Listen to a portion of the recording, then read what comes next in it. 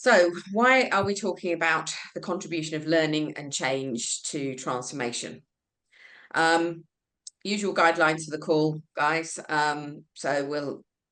We want to make this as interactive as possible. You know that, and we want to get into talking with each other as quickly as possible. So it's the breakout rooms that we're really interested in. I'm going to set the context for this conversation. And then, as I said, a couple of breakout rooms. Before I get started, if anybody wants to put their hand up, either physically or electronically, if they are new to our group, just so I know who we've got. Some people are old. Oh, hello. Hello, Sarah. Nice to meet you. Oh, hello, Judith. Laurie, nice to meet you. Okay, fine. Hello. Always good to have new people. Carol, lovely. Thank you for letting us know. So on that basis, I shouldn't skip through the guidelines for the call then. So what we do is we are a community. We effectively, I think with these sessions, we have a debate. I try to bring thinking and ideas to the table to seed the thinking that we do. And the key thing is that we have breakout rooms where you get to be with 5 or 6 other people. So enough that you can sort of start to network with people, start to hear other people's perspectives. We did a survey in the change capability community 6 weeks ago, and you told us that actually one of the reasons you come on here is to hear the ideas, the experiences, and the stories from other people. So it isn't just networking, it's actually to hear other people's experiences. That's why you're here. So on that basis, I will get on. So this is something that I did with the Chartered Institute of Personnel and Development a while ago. And I thought it was interesting enough that it would start to talk about things. I was looking at a very senior perspective around learning and transformation. So what I was talking about is that when they're sponsoring change, actually, we can talk about just sponsoring a change, and we can look at a change being a combination of both achievement and experience. But I then escalated up what we were saying about an effective change actually contributing to a much wider overall capability for how an organization can cope with change. I'm just going to let Jill put people on quiet. I can hear some background noise from some of you. If you could mute yourselves, that would be really helpful. So, a successful change, what do I mean by achievement and experience? Well, the first one is that clearly we have to achieve the benefits. We have a business case, we're investing in a change. Often we're investing in a tangible change. So we might be investing in a new system. We might have consultants in to help us develop a new operating model. We might be moving locations. We might be investing in new products and services. But on the flip side, we are expecting a return on that investment. So clearly, when we're looking at a successful change, achievement is part of this. But also, we mustn't be ignorant of the fact that experience is important. The experience of those who have to work differently, the experience of those who are caught up in the change is really important.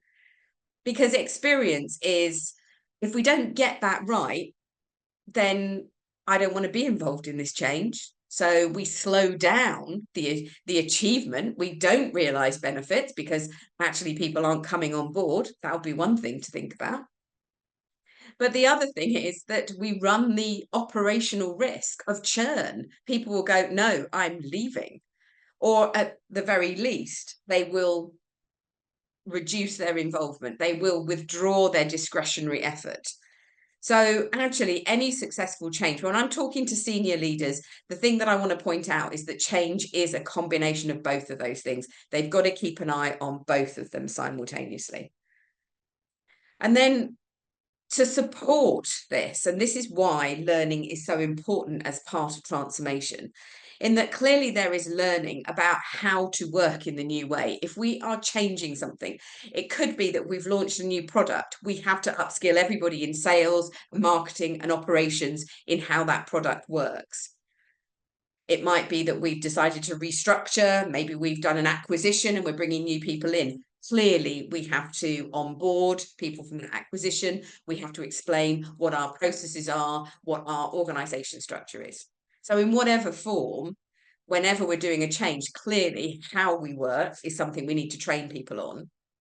But if we want to maximize the experience and not run the risk that people are leaving, because they just are finding the working environment horrendous.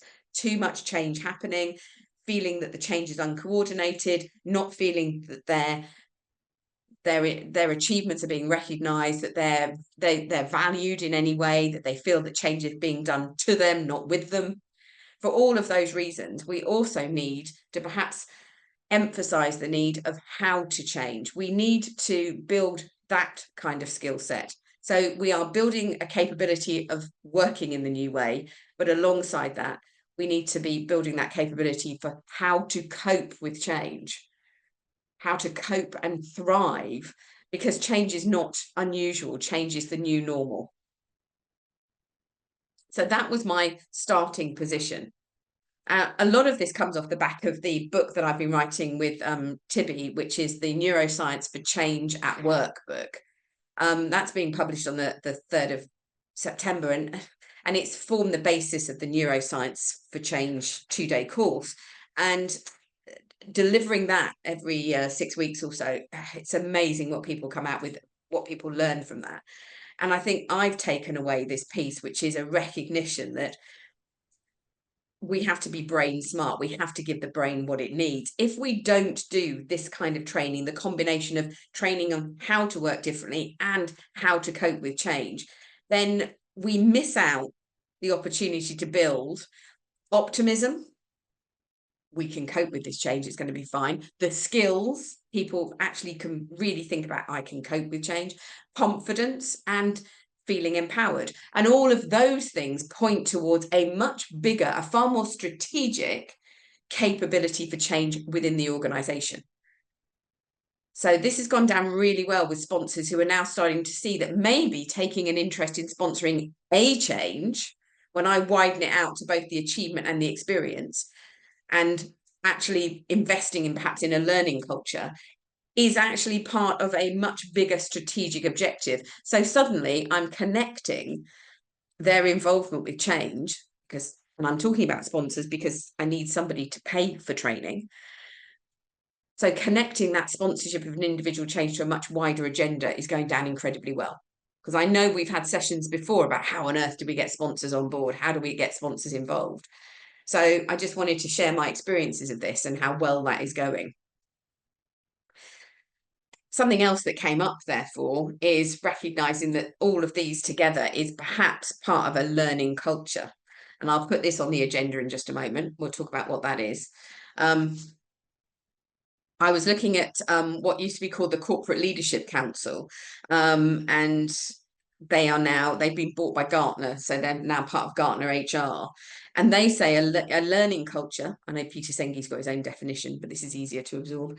A learning culture is a culture that supports an open mindset, back to psychological safety, aren't we?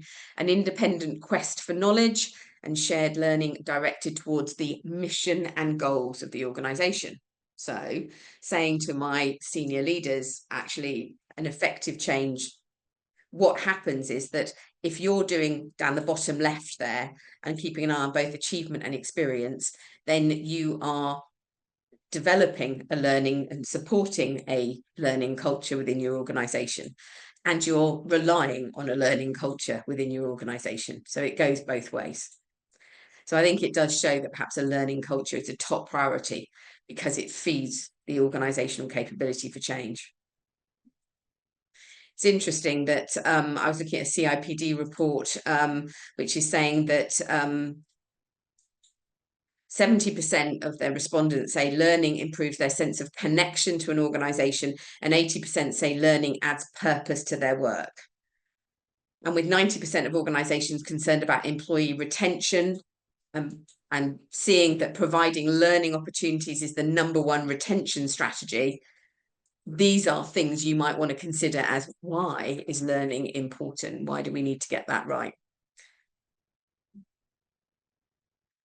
My point is that if we don't do that, then what we're doing is we're harming that overall organizational capability for change. Why are we harming it? Because actually what happens is when we're not helping people learn how to work in new ways, when we're not helping them have that achievement of that shift to new ways of working, and we're not helping them cope with change by teaching them the basics of how change works, what is change management, how can they manage themselves, then what we actually do is we foster cynicism. And from a neuroscientific point of view, I am learning just how incredibly dangerous that is. So we give people a poor experience of change. They're going to ignore the next change. That slows down any subsequent changes. That means we make less progress, which means that gives people lower motivation, which feeds back into a poor experience. So effectively what we're doing is we're just building a very nasty, vicious circle. So that's my view so far. What I wanted to do in our first breakout room, I think, Jill, are you doing the breakout rooms? In our first breakout room, which is only going to be sort of 6 minutes. So it's very, very fast because I've got lots of other things to share with you. Just want to put you in the room and say, effectively, what do you think the barriers are to learning during change? So we've talked about learning the new ways of working. We talk about learning to cope with change. What are the barriers to achieving that learning?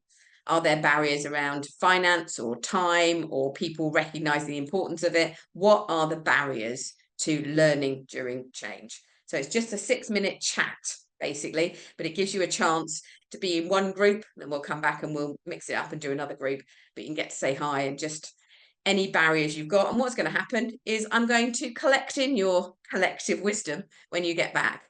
Okay, so whatever you want to say in your rooms, whatever thoughts you have, whatever insights you share, we'll collect those up before moving on to the next part of this. So identify the barriers to learning during change, whether that's learning new ways of working or learning about how change works, either way. You all right there, Jill? Yep, okay, so I'll open all the rooms. Hopefully everybody's got taken a picture of the question, and hopefully you'll be on another side in a few minutes. See you in a bit. Pearls of wisdom. So either use an electronic hand if you can, because I can't see everybody on the screen. Somebody want to put their hand up first and go, yeah, we definitely want to share what we had. Any insight at all? Any ideas? And should we put everybody else on mute, including Yes, me, please. so we don't get background noise? Yeah, yes, please. So who'd like to go first? Any comment? There we go. Who have I got? Oh, Paul. Excellent. Over to you, Paul. No problem. So just in group 4, we had a really good discussion, and I'll put this in the chat as well, so it's easy for everyone to capture as well. Might be easy copying and pasting. We talked about the obvious time, people being too busy to reflect, operational activity getting in the way of training, budget, as we mentioned before we went into the breakout space. If you haven't got sufficient budget for the identified training needs, that's a barrier. Perhaps the learning needs not being identified, so even the kind of the baseline knowledge of existing processes. Do we know the knowledge, skills, capabilities sufficiently in the current world, let alone the new world? Whether the right people are involved in designing the learning experience. So, as everyone in the project team engaged, that you would like to be, is the focus of the training right? Can I just go back on that? Whether the right people are involved in the learning experience. Are you talking about those who are actually creating the tangible changes, like the developers and things, actually sort of sharing their, well, this is how it works, this is what we've got to communicate, or something else? So this one at this point is just in the project teams, the right people coming together to think about what that design needs to look like. So it's just not done in isolation. We then later go on to talk a little bit around kind of a double-edged coin here, but sometimes an external trainer is brought in, but not given access to build sufficient business relationships and domain knowledge. Or conversely, we decide not to have a trainer at all, and we get some poor person in the business to deliver the training who has no knowledge or experience of designing and implementing training for people with varying training needs and so forth. Very interesting that what for me hearing all of these comments running across is that this, we wouldn't have some of these barriers if it was seen more as a priority and seen more as a value. So I think there's something about how do we get across the value of not just learning new ways of working, but the value of also upskilling people in change so they can navigate through it. We've got those two arguments I think we have to build. Excellent points. Anybody else want to throw in something that they were talking about? The whole point of these sessions is for you to have moments of insight with others. And it's just great to hear what those are.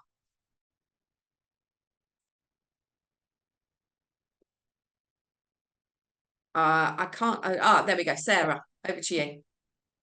Yeah, I think we had some similar ones to the last group, just to build on from the last point. We were talking about sponsors or senior leaders understanding the business benefits from the learning side and the experience side of the change. So it's not as tangible.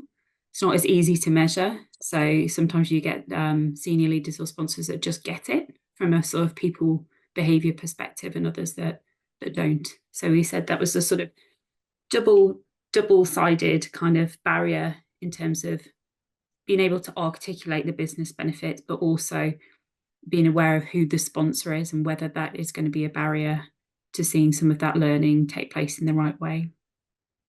That's really interesting. I'm going to try and come up with some statistics for you and some sources in a minute that might help build that argument.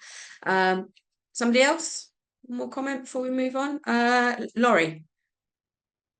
Well, I think just building on what Sarah just said, and I think the whole concept behind this is if the senior leaders don't even see it as change. So we had a few points. If the senior leaders just think it's just some minor tweaking, whatever, they don't actually identify it as a change. It begins there. And then even if they do see it as a change, they're not really engaging the whole community to be part of that change. And I've often seen the big corporates have some of the big boys come in and give a lecture about change as a topic. I mean, that just blows your mind. Like, you don't talk about change as a topic. And sadly, my best experience is with the smaller company like a Nando's, where the CEO in Asia, she was fully involved, fully engaged. She made it fun. She had a shared purpose. We did it over a 6-month rollout. Everybody gave a contribution to what's the customer experience going to look like. So it wasn't top down, bottom up. And actually, when the founder came to Asia, he said, nobody mentioned your names. The team owned the change. So we called it the Nando's expedition. And yeah, so it was just a completely different energy to it when the leadership really respect their people, and they were part of the defining even the experience. Yeah, which is amazing. Not really interesting. Yeah, it's exemplary. It's exactly what we want, isn't it? Yeah. Fantastic, thank you. Last comment to Karen on this one before we move on to the next activity. Karen, over to you. It's just an expansion of point 5, really, that in my experience, that one of the biggest problems is that people go on training courses that are not linked to what they're doing, and then they come back and 2 weeks later they've forgotten it all. So it's the lack of practical application when you're doing learning that doesn't relate to your job, and lack of opportunity for practical application. That's a really good point. Thank you for that. What I'm going to do now is I want us to sort of take this to the next level. So let me just see if I can put some presentation mode. So I thought I'd share with you a few bits and pieces that I've been looking at, and I use some of these sources. So LinkedIn Learning do a workplace learning report every year. What's really interesting is that they are using information that is all about how people are engaging with the LinkedIn Learning platform. So we are starting to see now that they are using AI to see almost like the micro engagements and coming out with the results as a result of that, rather than it being an annual survey where you ask somebody a question. This isn't it. They're actually seeing people engaging every day. So what we have here is these are the 10 things, the 10 priorities for why people need to or doing learning at work. Interesting. Helping employees develop their careers is one real motivator. And then the other one I wanted to draw to your place was supporting employees through organizational change is number 6 on there. So these are the 2 things that we've got that I thought LinkedIn Learning gave us something interesting. The helping employees develop their careers has gone from number 9 to number 4. So there is something in there. Again, I keep coming back. When I go to senior leaders and I'm talking about this, I will talk about empowerment. And I will talk about the fact that actually what pulls people into learning is a feeling that actually it's part of their career development and it's good for them, the what's in it for me piece. And I think this really does pull that out. There's something else that I think also, this I've found really interesting. A couple of years ago, IBM did a paper on the half-life, like the nuclear half-life of skills. And the Chief Learning Officer magazine picked up on this and had a bit of a play with it. And I've just put it into a little diagram this morning, which is that they are talking here about perishable skills that are maybe have a half-life of about 2.5 years. They are, you know, very quickly it comes out of, I was just talking to Jill actually in our own organisation. We were just talking about maybe moving from Trello to Monday.com. And thinking about the fact that last October, we were sitting there trying to learn Trello together. And now we're going to move probably to another software platform. Talk about perishable skills, often triggered by advances in technology. Then we have semi-durable skills that probably driven by workplace priorities about our emphasis on, and it could be things like our emphasis on, at the moment, agile or collaboration, or some of the skills that perhaps are about how do we engage, like workshop skills, presentation skills. Well, actually, they've evolved, haven't they, since we've moved to a more hybrid way of working. So there are things in here which are, you know, maybe more frequently changing. And then we have some key things which are durable skills. The reason I use this diagram, these longer term skills that are actually directly connected to your ability to do any kind of job, that they kind of stay stable in whatever it is you're doing, is I think it's very interesting to make the point that maybe some of the training you in new ways of working is perishable or semi-durable, whereas training you into how to cope with change is a fundamental leadership ability. Whatever level of person you are in your organization, everybody needs to be able to lead themselves, if not others, through change. So I'm now starting to use this to make the argument about the importance of change management training as a durable skill. And that seems to be going down well. So I thought I'd share that with you because it's all interesting to see stuff. Something else that I think about is adults need to know why they need to learn something. So that goes back maybe to Karen's point as well, as it has to be practical. There has to be a pull mechanism. That people think, well, this is actually going to help me in some way. And I think that whole piece around career development is a part of why people want to do these things. That feeling that actually this helps me, this improves my connection to the organization, there's a purpose to my work. That's something that I think other people are starting to see. So these are the adult learning principles, Malcolm Knowles' work from the 1970s, but these might give you some ideas of things that we need to think about. We need to build on experience. People need to be given an opportunity to feel responsible, i.e. empowered to do their own learning. People really want to know practical stuff, Karen. It solves an immediate problem. It is linked to something that people are struggling with. They want it to be problem focused. I think what Laurie was saying is brilliant. I was talking to I'm doing some very senior leadership sponsorship training for a big organization at the moment. And the thing I said to them this morning is, no, we're not going to do what. I'm not going to stand there and lecture them on change management. I'm going to use the time I've got with them to do how. How do they overcome the most immediate problems that they're experiencing with leading their transformation? But if they want a book on change management, I've written 10. They can have one of those. But I'm going to use my time with them for these are their problems, these are solutions to their problems. So I think that's when we really get engagement. And of course, all of that feeds that internal fire, that intrinsic motivation. A couple of other bits and pieces that I was pulling out this morning. I thought it was very interesting with the CIPD Learning at Work survey. They do a Learning at Work survey every year. Of course, the Chartered Institute of Personnel Development, it's 91% of their respondents on average each year are from the UK. Whereas with the LinkedIn Learning survey, you get a far more global perspective, but angled towards more the US. But we're starting to see that maybe what good learning looks like is that face-to-face is going down, digital platforms absolutely going up. And that, of course, is fed by, I think, far more empowerment. People want access to learning when they need it, not when there's a course scheduled.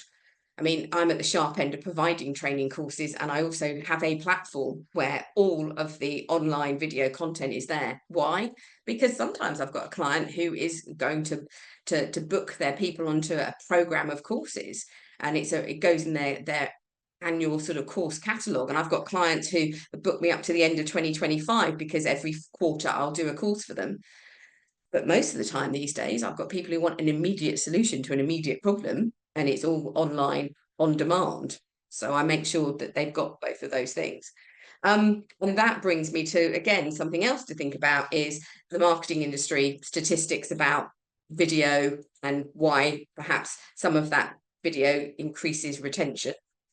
Last couple of things, because I want to give you a chance to talk. This is only seeding you for the next question, is that maybe the context when we're talking about workplace learning is that we're actually building capability and ability to do something. And maybe that's the combination of skills and confidence. You might have the skill to do something, but if you don't have the confidence to use that skill, then you actually haven't got the capability. I mean, I have the skill of being able to drive, but I don't have that much confidence of being able to always park in small spaces or reverse into parking. So I am more, I don't always take my car everywhere, you know, because I don't have that innate, don't feel I have a really well-developed capability for driving. Where does that capability come from? Well, I need to learn the skills, but perhaps confidence runs alongside the fact that I need to learn to develop those skills. I need motivation to do that learning. And before I get to that motivation, I need curiosity. So maybe that's something that we need to be thinking about. Confidence runs all the way along there. So when it comes to how do we get people on board with learning? So last thing for me was curiosity. You know, if I need to start a learning journey with that feeling that maybe it is the growth mindset, psychological safety, questioning habits. It's that I want to ask more, I want to learn more.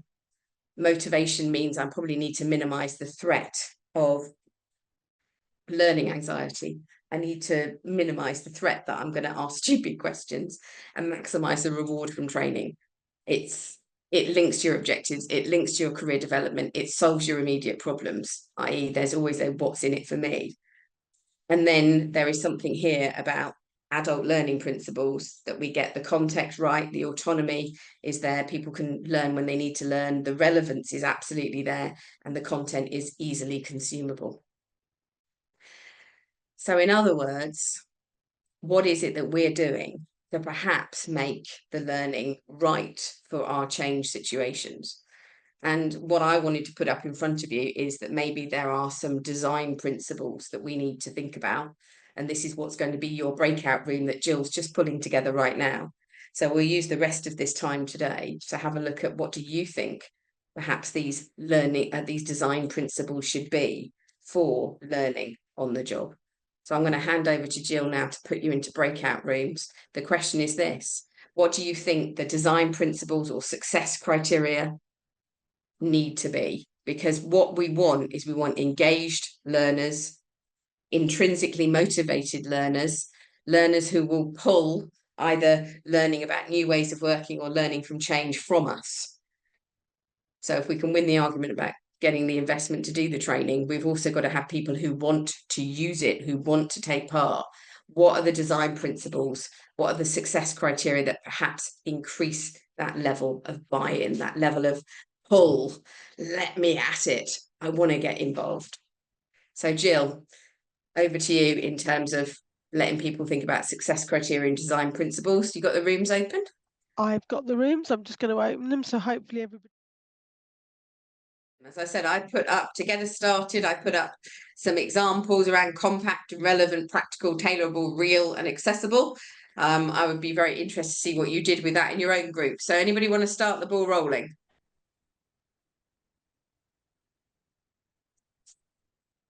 What is it that will make this pull mechanism that people actually want to get on board? Who's that? I've got Sarah. Okay, over to you, Sarah. Yeah, we had some quite a long list. So relevant to need, delivered in a variety of methods, allowing. Sorry? Delivered in a variety of methods. Were there any examples that people shared that they thought were really impactful, or? So we came back to the idea of it being bite-size and in chunks to make the learning sticky. We talked about having the opportunity to bring your own experience to sessions, so it's more memorable.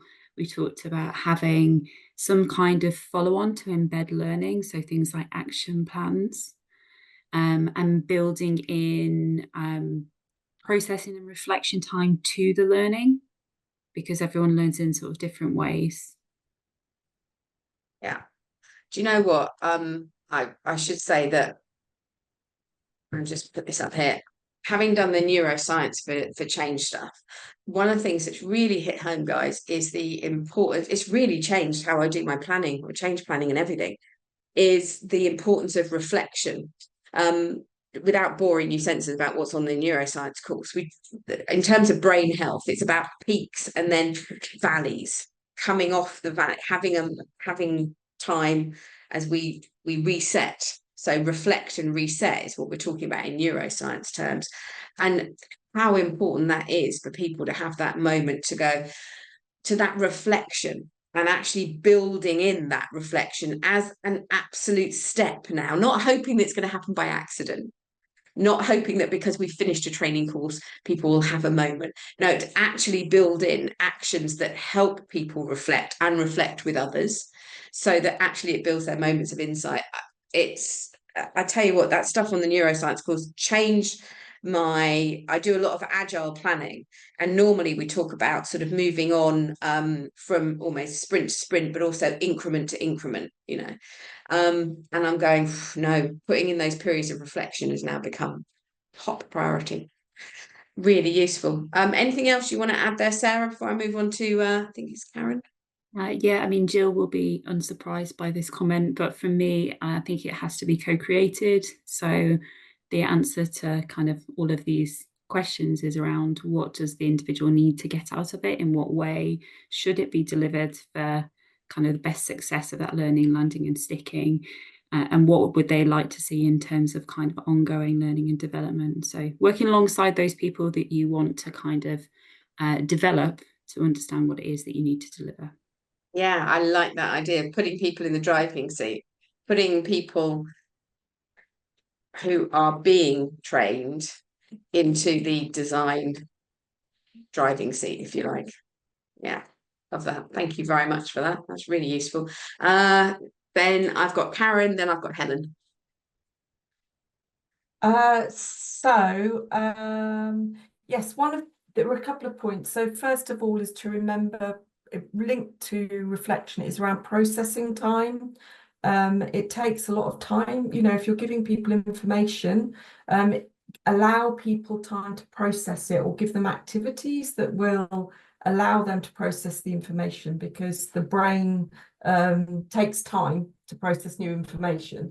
And also when you do tasks, like reflection tasks, give those a purpose, so that you have a clear purpose for reflecting, and that it's relevant, that task is relevant and memorable, and gets people to reflect on personal experience as well.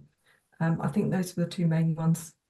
Really, really love that. I think I've been looking at some research about it's all about how we move things into longer term memory, and it's amazing the stuff we get out about how, as you say, it's giving people purposeful activities to go back over what they've already learned, to be maybe to one of the most effective ones, I can't remember, I was reading it, McKinsey or HBR, which was around how it's almost like if I teach you, if I learn something and I then try and teach it, how impactful that is. So actually putting people together who can then explain their perspective and how they could walk people through it is incredibly helpful. So turning learners into teachers, I suppose, is one of the things that you can really do on that.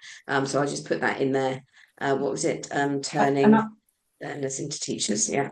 And just one, sorry, Helen, just one last thing. It's just real bugbear of mine is not putting too much So asking people to read something and talk to them at the same time. That is the work, you know, because people can't read a screen and listen at the same time. That's a big bugbear of mine. Yes, I was only talking to my husband the other day about the fact that actually multitasking is a misnomer. The brain does not multitask. What the brain does is it switches from one task to the other rapidly. And that's why multitasking is, as we refer to it, is exhausting, because actually we're not multitasking, we're switching one. And therefore reading and listening will, and also the fact that listening is the highest use of energy in the brain. So that is where it becomes really problematic. It's really helpful. Thank you for that. I love this stuff. Helen, last comment to you. I think it's also related to delivering a variety of methods, but we talked about, you know, to have real scenarios to play, really connected with the daily activities. And also we talked, you know, about after the learning, after the training, you can have, you know, you can keep collaborating. Like, for example, have a community where people can, you know, stay connected and talk about and, you know, do questions, and the other colleagues can answer and help them to learn more and more.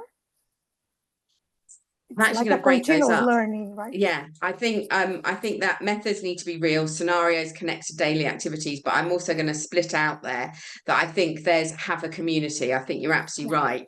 Keep collaborating after the learning keeps it alive. Yes. Yeah, it keeps it alive. I love that. Well, as ever, we've got to the end of the hour, and it's just been like the fastest hour as ever. It really is. So thank you very, very much. I hope you find these useful. The whole point is, instead of having a lunch break or a sandwich on your own, or breakfast if you're coming in from the States, it was just a chance to meet with other people. So thank you very much. I hope you really enjoyed.